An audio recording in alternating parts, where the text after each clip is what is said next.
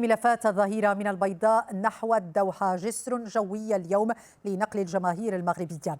الخطوط الملكية المغربية تجند 7 طائرات لنقل أزيد من 1600 من المشجعين يؤازرون الأسود، وهم يواجهون غدا رفاق مودريتش كرواتيا وصيف نسخة كأس العالم الماضية.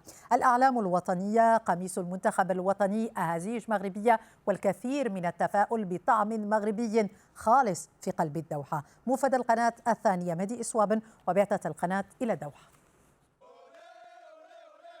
هذه المشاهد تختزل تعلق المغاربة بمنتخبهم الوطني في المحافل الكبرى.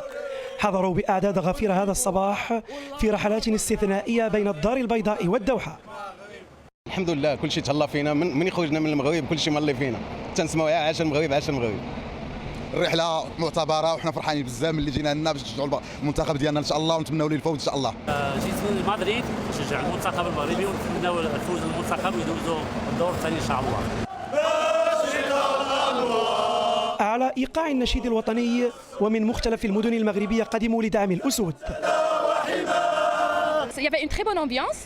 نشطنا بزاف الطياره اوسي في المطار، كو سوا في المطار ديال كازا كو سوا في المطار ديال الدوحه.